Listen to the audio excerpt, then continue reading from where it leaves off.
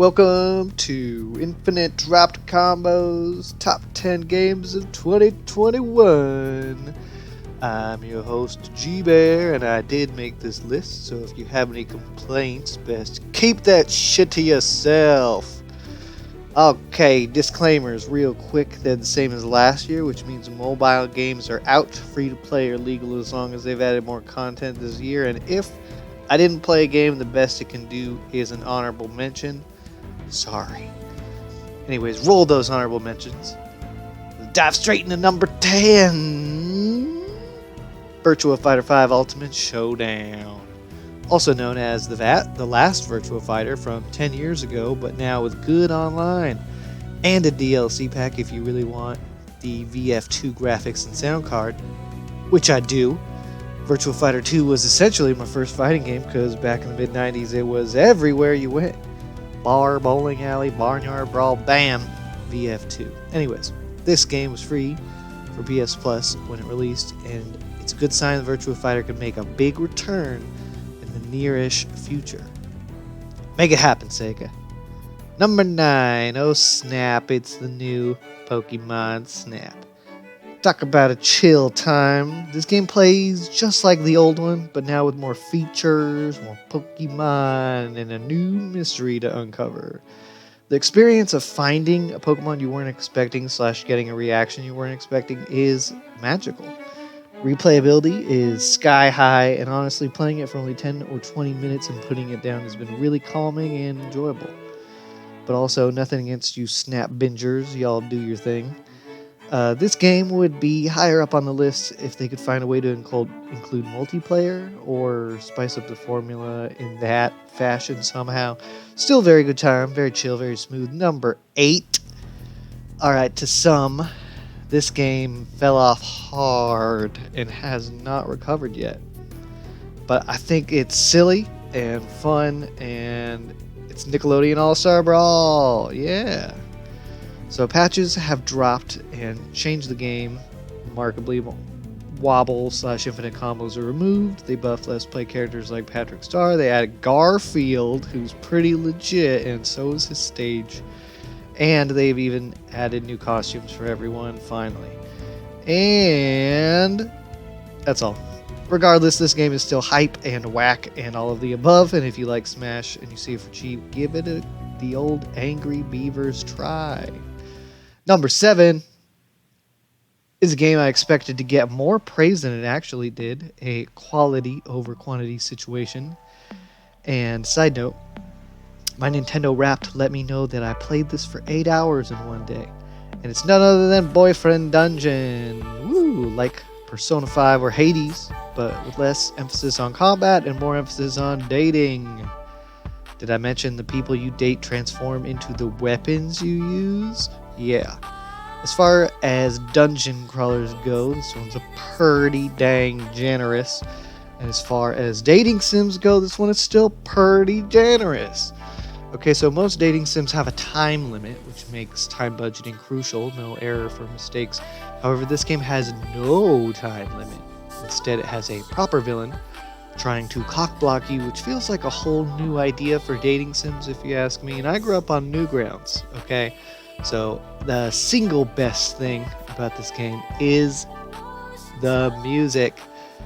It's infectious. It's in my best albums of the year, and you can find it on Spotify. Truly solid vibe. Love how the melody sneaks its way into almost every track. Listen to Diamonds and Waves, and if you really don't dig it, well, join the crowd, I guess. This game really needed a third dungeon and some more enemy variation and maybe more to do on the world map. But once you craft a GBA, you get a top-down ladybug racing game, and I'm all about that.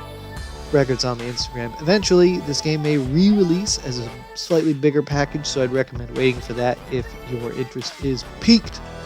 Number 6, you can blame Tim and the Evergame guy for this one, and it's Monster Sanctuary.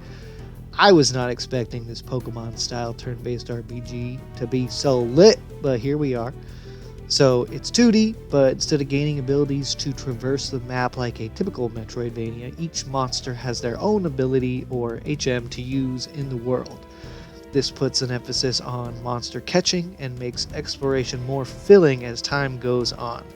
Real solid soundtrack, art style is cute and unique. Monsters level with you, so it's hard to under or over level, and a certain NPC can even raise enemy levels. This game feels very thought out and very fun. I've been thoroughly enjoying it.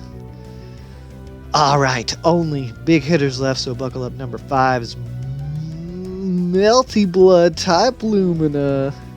This is my first time with this anime fighter, and I gotta say I'm a fan. Not everyone loves the shield mechanic, but I do. Harken back to Soul Calibur 6, baby. Rock, paper, scissors, what fighting games are all about. I also love how the combo flexibility, how much meter you start each round with. This game includes 2 DLC characters for free and 3 new stages. Anyways, this game is a smidge basic in terms of story and solo content, but gameplay-wise, this thing is fast and fluid and fun as hell. Picking and sticking with the character is the hardest part for me personally, and I wish it had a 2v2 flavor or something, but maybe that's just me. Regardless, I plan to play and enjoy this game far into the future, and the only real reason it isn't higher up on the list is because there's some seriously bangers, some crazy amazing games like number 4, Mario Party Superstars.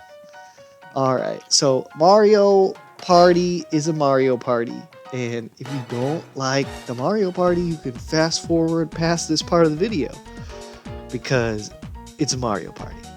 And you know that means, especially in this scenario, a trip down nostalgia lane, as here every game and every board comes from a previous game in the series. Most of them rule, a couple suck, and the majority are awesome. To have back online works too, if you're into that. I gotta mention that motion controls have been removed entirely, which means it's time to dust off those GameCube controllers. Many small changes for the better have been added, such as the ability to stop mid-game and save and quit up to 10 different ongoing games. Plus, you never know, Nintendo might even keep this game going with some DLC in the future. I sure hope so, because I'm going to keep playing with my wife far into the future. Number 3, Metroid Dread. Oh, Metroid Dread, yeah, it's a new 2D Metroid that continues the main storyline. Count me in. Mercury Steam has really taken the reins and created a game that feels uniquely their own. Yes, this is a 2D Metroid, but it doesn't have the mystery of Super Metroid. It has the battle-heavy aggression of Samus Returns, plus stealth, so heavy that the vibe isn't quite like any other Metroid game. The graphics are gorgeous, and Mercury Steam has even taken the liberty to change/make their own abilities, and I have zero complaints in this department. They really killed it. Story and pacing were spot on, but I will say the music's a little lacking besides bosses, but they bring back old classics from time to time, which always slay. What I am most impressed with at the end of the day are the bosses, mini-bosses, and central units. They really turn up the heat, and if you die, you can reload right outside the door and not have to go back to your last save point.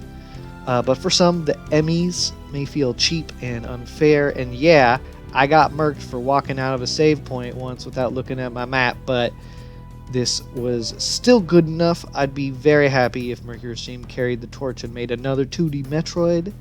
I'm sure speedrunners will enjoy breaking this game for years to come. Number 2. I'm gonna piss off some people this one, I feel like, and we're talking about the best dodgeball game around, Knockout City. Alright, so I'm not crazy about most online shooters. I know I might be in the minority, but I do like the cooperation aspect that they bring. Being a part of a team with friends is fun. However, there must be somewhere to go where the tryhards aren't fully equipped with BRs and stickies. Welcome to Knockout City, where the heat your opponent is packing you can clearly see in their hands. Here, you won't get caught in a 4v1. Here, you never run out of ammo as long as you got a teammate present. And here, when someone says all balls, it's not an insult. The mobility is way more than I expected, and it feels amazing. Not everyone loves the catch mechanic, but it feels like a valid choice that comes with its own inherent risk. Maybe it's just me, but it feels oddly like this game has hints of a fighting game and a strategy game mixed into it.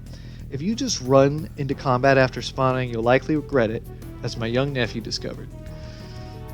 Will this game fall off even though it's cross-platform? I think probably yeah, but maybe not entirely. If the gaming world has space for Rocket League and Windjammers, it has space for a 3v3 dodgeball game, and I could not have asked for a better one, although split screen would be nice. Number one, this game is a game. You could say it's a game. It came out this year, and I put 200 hours into it. And it's none other than Super Smash Bros. Melee! Just kidding, you old hag. That game's 20 years old. The real game of the year is none other than Guilty Gear Strive. Woo! Guilty Gear Strive. This game is stacked. Yeah, the lobby system is a bit weak. We know. But literally every other aspect of this game is on point. Fun factor, soundtrack, graphics, story mode, roster, rollback, DLC, put your own combos online, training mode with your friends, customize your lobby, battle through ranked without getting stopped by pro players. Did I mention the multiple open betas and feedback from the devs? This game has everything to succeed in my eyes, and it has. I love this game and can only assume that the people that don't enjoy it can't get down with the game flow, which is fair when it comes to fighting games. No shade if you like an older Guilty Gear instead, or some other fighting game. But for me, this is really the first time I've sunk my teeth into a Guilty Gear game, and it has been an amazing ride. I can't get enough of it. To drive that point home even further, check out our playlist of Chip Shuriken kills, and please comment your top games of 2021, even if you only played one new game this year. That counts. Okay, peace out. Bye.